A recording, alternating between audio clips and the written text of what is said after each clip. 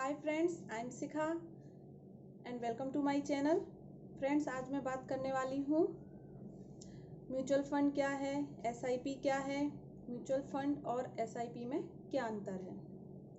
सबसे पहले, आप इतने मेहनत से जो पैसा कमाते हैं, आप उसको कहाँ इन्वेस्ट करना चाहेंगे या आप उसको कहाँ सेव करते हैं। या तो आप बैंक अकाउंट में सेव करते हैं, या फिर एफडी करते हैं, या फिर पिगी बैंक यूज़ करते हैं। अब पिगी बैंक तो कोई यूज़ नहीं करता होगा।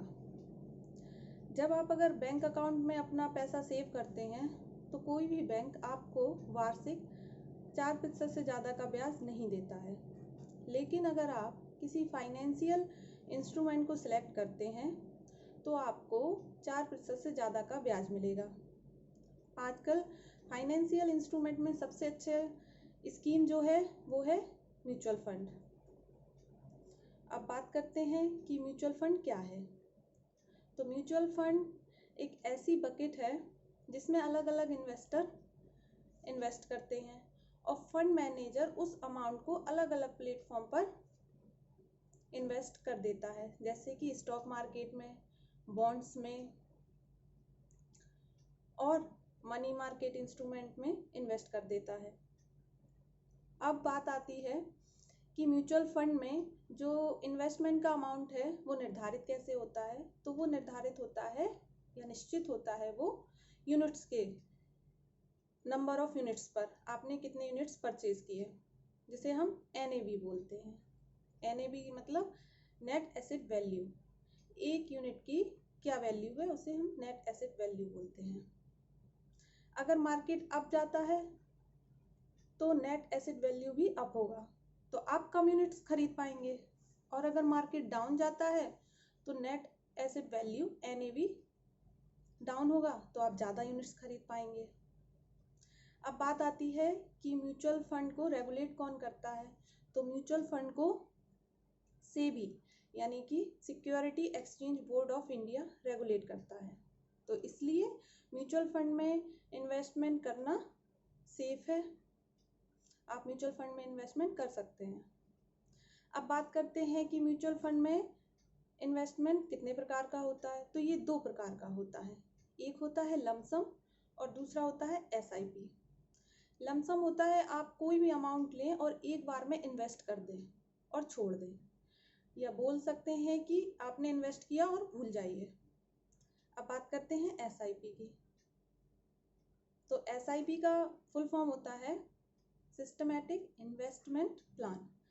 तो नाम से ही आप समझ गए होंगे कि जब कोई भी इन्वेस्टमेंट आप प्लान्ड वे में सिस्टमैटिक करते हैं तो उसे एसआईपी बोलते हैं। एसआईपी में आप एक निश्चित राशि, कम से कम, कोई दिक्कत नहीं है, अब तो 100 रुपये से भी एसआईपी स्टार्ट हो जाती है। तो एक निश्चित राशि को आप महीने में इन्वेस्ट कर सकते हैं। ये राशि आपके अकाउंट से डिडक्ट हो जाएगी। जो भी, ये डिपेंड करता है कि आपने कौन सी एसआईपी सिलेक्ट की है। एसआईपी म्यूचुअल फंड का ही एक प्रकार है, एक टाइप है। तो एसआईपी में इन्वेस्ट करना एक बेहतरीन ऑप्शन है आपके लिए, क्योंकि इसमें जब आप लॉन्ग टर्म में इन्वेस्ट करते हैं तो इसमें अच्छा रिटर्न मिलता है। और आप अगर स्टॉक मार्केट में ज़्यादा रिस्क लेकर इन्वेस्ट नहीं करना चाहते हैं तो म्यूचुअल फंड में आप एसआईपी में इन्वेस्ट कर सकते हैं। आई होप आपको एसआईपी और म्यूचुअल फंड में अंतर समझ में आया होगा। तो आप अपने कमेंट मुझे कमेंट बॉक्स में बता सकते हैं। और अगर अभी तक आपने इन्वेस्टमेंट करना स्टार्ट नहीं किया है तो स्टार्ट कीजिए। इसके लिए मैंने अप स्टॉक का लिंक डिस्क्रिप्शन में दिया हुआ है, आप वहाँ से रजिस्टर कर सकते हैं। कैसे रजिस्टर करना है इसका लिंक आपको वीडियो के कॉर्नर में मिल जाएगा, आप उसकी हेल्प ले सकते हैं। अप स्टॉक एक बहुत ही अच्छा प्लेटफॉर्म है। आप इसमें म्यूचुअल फंड में, एसआईपी में, गोल्ड में, आईपीओज में इन्वेस्टमेंट कर सकते हैं। और सबसे अच्छी बात है कि आप अपने इन्वेस्टमेंट को एक ही जगह पर, एक ही प्लेटफॉर्म पर ट्रैक भी कर सकते हैं। तो फिर देर किस बात की, इन्वेस्टमेंट करना स्टार्ट कीजिए।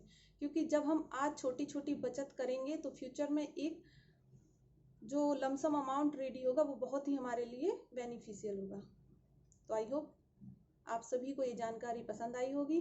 तो प्लीज़ इस वीडियो को लाइक करें, शेयर करें और मेरे चैनल को आप सब्सक्राइब कर लीजिए।